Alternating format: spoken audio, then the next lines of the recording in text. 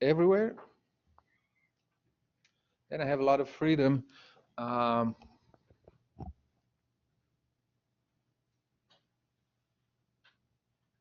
so I need to assign a position. What's the best position? I don't know. And like I said, there's a whole body of literature that looks at graphs and different kinds of graphs and how to best do them.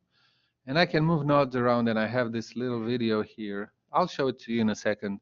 Sometimes moving around, I've seen it sometimes vibrating a little bit. It makes the visualization clearer.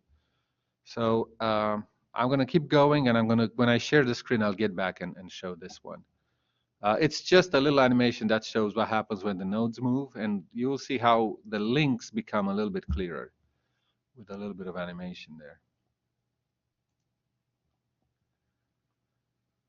So if I can place them, sometimes it helps to group nodes. They have a lot of connections. This way I don't get a lot of intersection. But again, these are just some heuristics. They're not, nothing is guaranteed. And you will see if you try to kind of tackle this homework.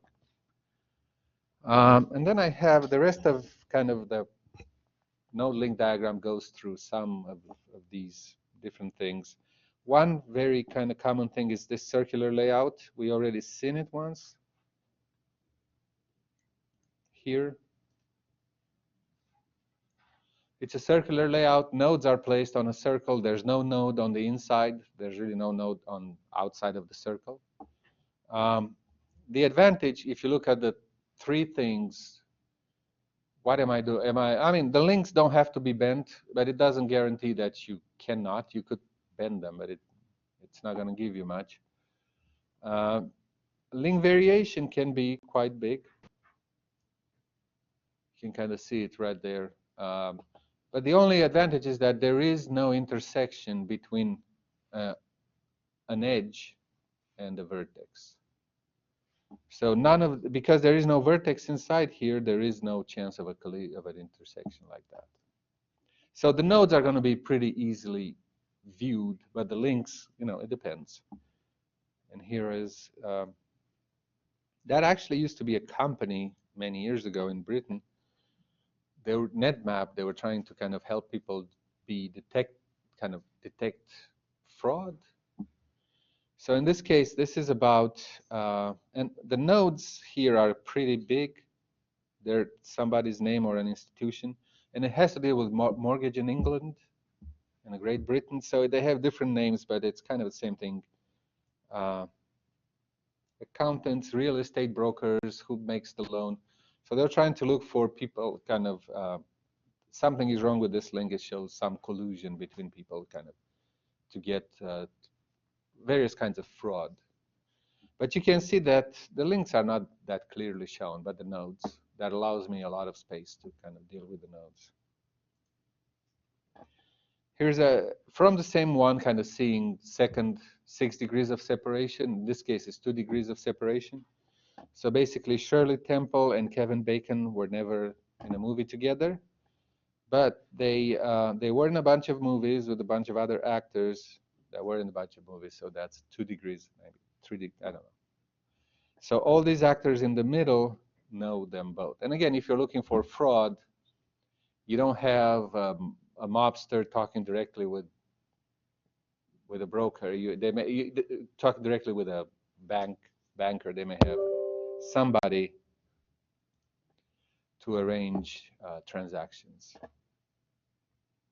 Again, this is kind of a step map, and it's another way of avoiding, in a way. You could probably avoid some of the intersection this way, but it's a particular type of network. And I have this one. This is just a combination of circular and a step map. Okay, so the next ones, it has to deal more with what they do with the links again. And it's about labels, putting complex labels on the link. I have 2 videos, which I think are going to take pretty much the whole time. One of them is they hired actors, and I think it's coming from Pacific Northwest National Lab. But they hire actors in a pretty cheesy and let it play, and you'll see. And the next, I might not play the second one, depending on how time goes by. So let me share my screen, and I also show you the kind of the moving, the vibrating node. This is not vibrating, it's just moving. I think they're moving for a different purpose, but it kind of shows you what happens if the nodes move, if they're animated.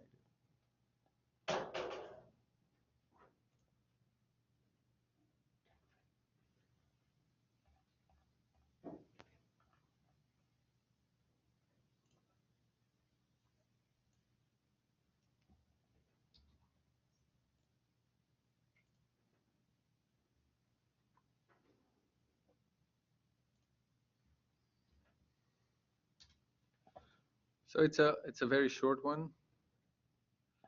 You can kind of see, like looking in an area at the edge, you can see how nodes are connected just because they move a little bit and then the links move. So although there's a lot of intersection there, you can still maybe make up connections. I don't know. And this is a personal bias. I kind of look at these as a hairball, and the terminology is from the actors of the movies that I'm going to play next on the Green Arrow.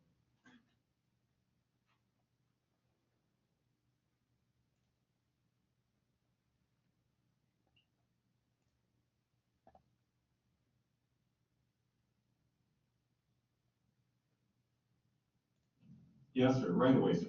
Okay, so starting in 3, 2, 1. That was the mayor. He wants us to get booking on this case and find his stolen iPod ASAP, or they'll be held to pay.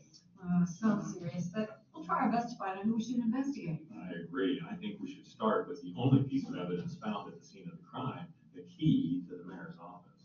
I think we should pull up the city's database, and then we'll see who this key belongs to. I'm really not too thrilled about this graph viewer. I think the links are the key numbers, and the nodes are the people that the keys have gone to over the years. So we're supposed to muck around with this and figure out where the key is gone? I suppose, but I remember seeing something else on the desktop. This green arrow viewer. Let's try this and see if we have any more luck. I don't know. That looks like eye candy to me. Are you sure that's the same graph? Yes, I'm sure. But it's quite a bit clearer, don't you think? Oh, it could be. At least, yeah. Wait. There's the key number. Wait a minute. What does this mean? Well, I think this narrowing line means that the key went from Jesse Miller to Carl Davis. The key number isn't anywhere else here, so the key must be Carl's. Oh, well, then I think we've got our man. Let's get his contact information.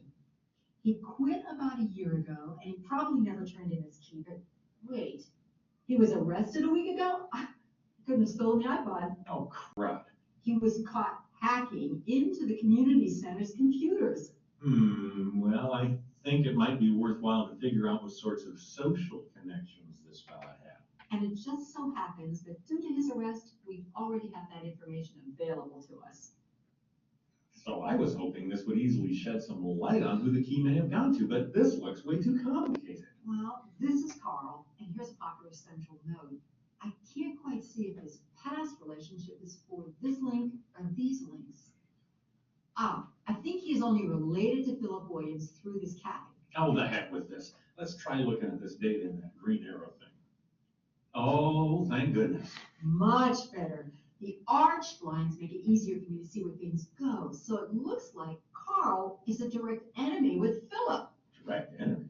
They put that kind of stuff in social databases? Evidently.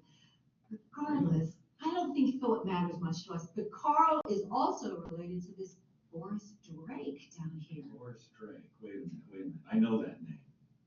Yeah, Boris Drake is the president of the Notorious Hackers Guild. Now, it would make sense that our hacker friend Carl would be a member. Could it be that the key was given to somebody in the guild? Well, it's worth a look. Now, fortunately for us, Boris has been under investigation for some spamming incidents lately. So during that investigation, we obtained a log of the guild's online chat activity. Well, then, let's pull that up and see if we can find any mention of the key or the iPod. All right. Holy moly! How do you expect me to put up with this? It's a giant hairball. This graph viewer is choking on the link labels. I think the labels are the online chat text for each message that was sent. I should have pulled this up with Green Arrow. Wow, give me a minute for my head to stop spinning. It looks like you can mouse over the links to see the long labels. So I still have to figure out why the text is moving. It lets us read the entire message. I get it. The text also scrolls in the direction direction of the link. Oh, I bet we see messages literally going back and forth. Quite interesting. Wait, iPod. Where? Right there. First message from Boris to this Eric Powell. What must I do now? And the next message goes back from Eric to Boris. Guild initiation, steal something from the mayor. His iPod should do nicely. Excellent. And the last bit of the conversation is, you can obtain the key to the mayor's office from Carl Davis. Well, that settles it. There's several shady fellows involved, but I think Eric Powell stole the iPod. Time to pay that loser a visit. I bet he won't like the tune of that. These actors have discovered these three primary aspects of Green Arrow. First, the Green Arrow visualization replaces links with link label text. Second, link direction is depicted by line tapering in text direction. Finally, long labels are shown by dynamically scrolling text. Green Arrow builds upon many familiar characteristics of traditional directed graph visualization. By extending and changing well-known graph metaphors to address a set of common problems, it is intended that users can make more sense of the data with less work.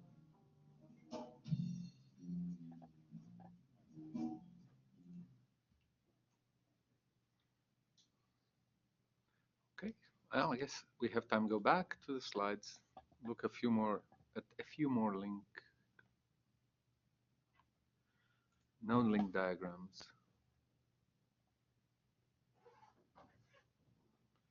Actually, I won't go back because it takes too long to just go back for one slide. Here's an example of a three-dimensional graph. And I told you in the visualization community, there's people who are convinced 3D has no place, and there's people who love it. So in this case, they looked for, this is kind of software class diagram, software engineering. So they looked at using 3D representations to make them, and apparently they've done some studies, and for those particular graphs, it worked a little bit better in 3D.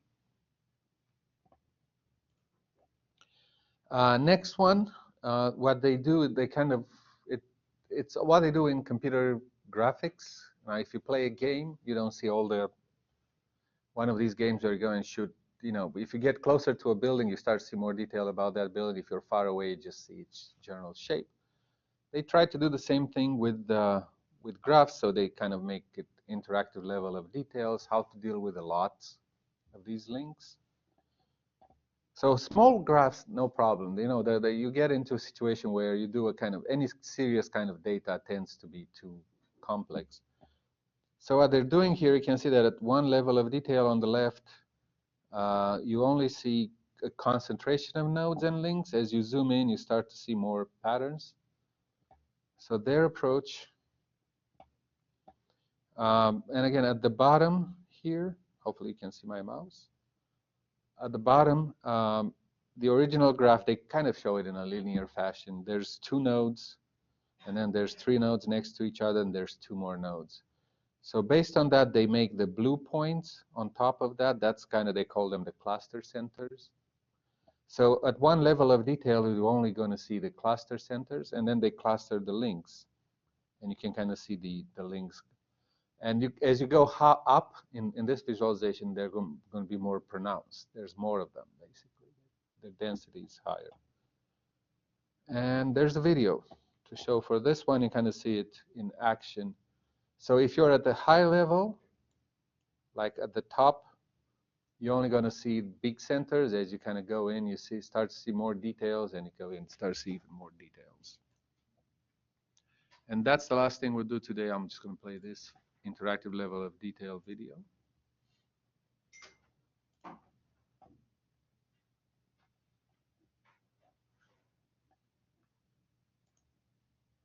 Okay, so 3, 2, 1. I think there's no sound on this one, just some explanation on text. So that's a node density. As you see how nodes get clumped together and you only see one of them. Then they put the links. They aggregate the edges there.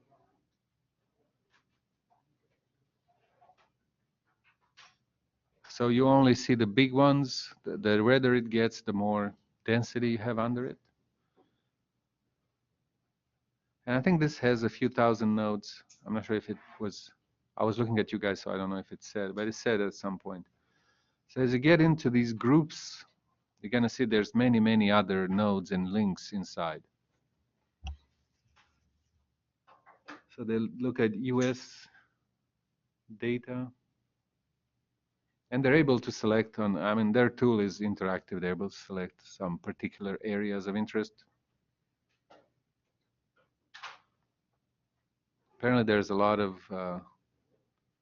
flights between San Francisco and LA. But some of them actually go to Sacramento.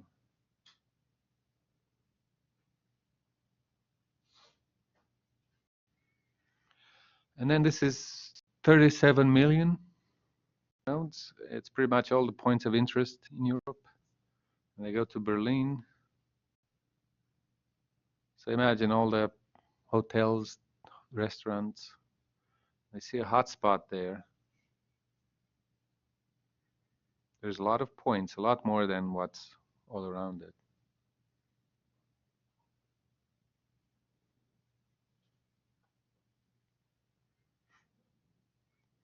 And it's actually a memorial. So each point was plugged in there. And then you can configure various situations. So what you're seeing here is a few thousand nodes in the middle and then a few hundred nodes in each of these edges on the edge.